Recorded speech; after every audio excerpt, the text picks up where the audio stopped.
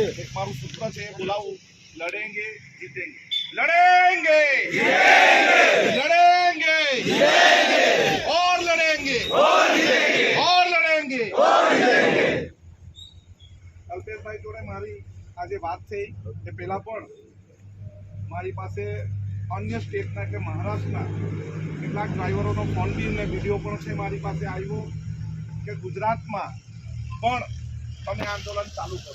ત્યારે મેં અભ્યાસ નહીં કર્યો હતો કે આંદોલન શેનું છે, શેના માટેનું છે, પરંતુ જ્યારે બિલ લોકસભામાં પસાર થયું, બિલ જ્યારે વાંચ્યું ત્યારે મને પણ ખબર પડી કે આવું બિલ બનાવે જેવી રીતે એક કાયદો પસાર કર્યો હતો ખેડૂતોના વિરોધમાં, એને કાળા કાયદાનું નામ આપેલું, તેવું જ આ ડ્રાઈવરના વિરોધમાં એક બિલ પસાર થયું છે।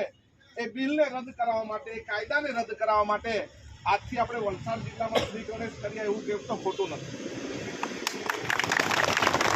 કોઈ પણ ડ્રાઈવર પોતાની ઈચ્છાથી કોઈને કચડી નાખતો નથી, કોઈ કરે એવું પોતાની ઈચ્છાથી કોઈ દિવસ પણ એ કોઈને મારવાની કોશિશ કરતો નથી અથવા મારતો નથી। બીજી વાત, માલિક હોય તે 10 કે 15 કે 20,000 રૂપિયા તમને આપે, કેટલા રૂપિયા આપે? પગાર કેટલો ચાલે અત્યારે?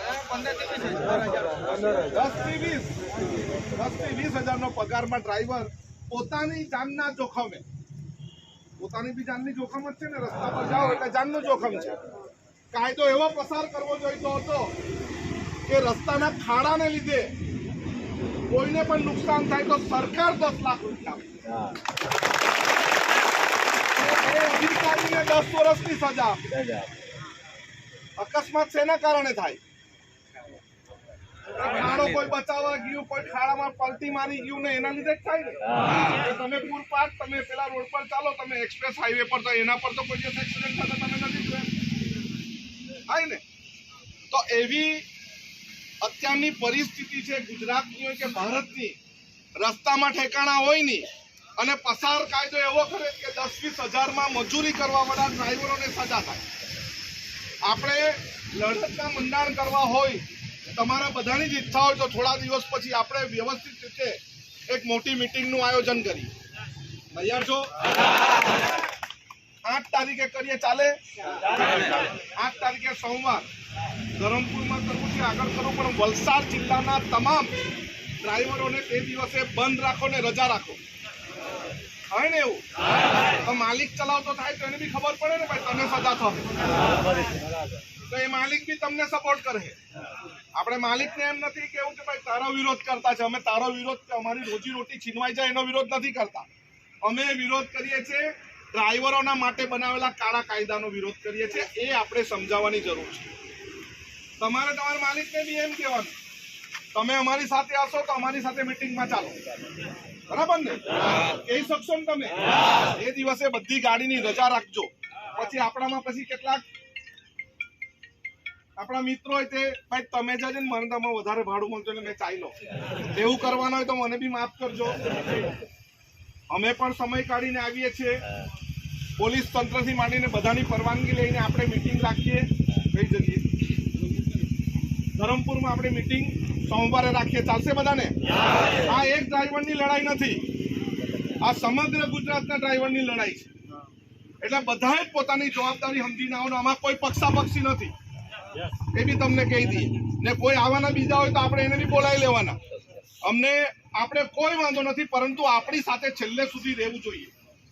જેવી રીતે પાર તાપી નર્મદા રિવરલિંક પ્રોજેક્ટના વિરોધમાં આખા વિસ્તારમાં અમે ફરેલા, તેમ આપણે આખા વિસ્તારમાં ફરવો તો આખા વિસ્તારમાં આપણે ફરવું, પણ આ હકની લડાઈ છે, આપણે ચોર બનવું નથી। કાયદો પસાર કર્યો ત્યારે એક ડ્રાઈવર, અમિત શાહે જો કાયદો પસાર કર્યો તેને ડ્રાઇવિંગ કરવા જવું પડે, નીકળવું પડે તો ખબર પડે, ખાલી ડ્રાઈવરની બાજુમાં બેસી રહ્યો કે પાછળ બેસી રહેવાથી કંઈ થતું નથી।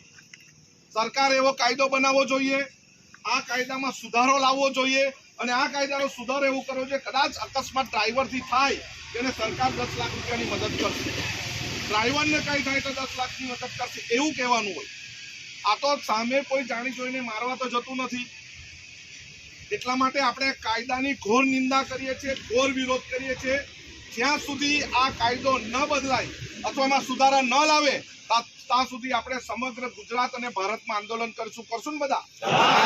તો હવે આપણે 7-8 તારીખે સોમવારે ધરમપુર મળવાનું. તમારા કોન્ટેક્ટ વાળા બધા જ વલસાડ જિલ્લાથી આખા વલસાડ જિલ્લાના ડ્રાઈવરોને અને માલિકોને પણ, કારણ જયારે તમે નહીં ચલાવો ને તો માલિકે ચલાવવું પડશે, ચલાવશે અને એને ચલાવીને ઠોકીને કઈ થશે તો એ ડ્રાઈવર તરીકે એને ખબર પડશે.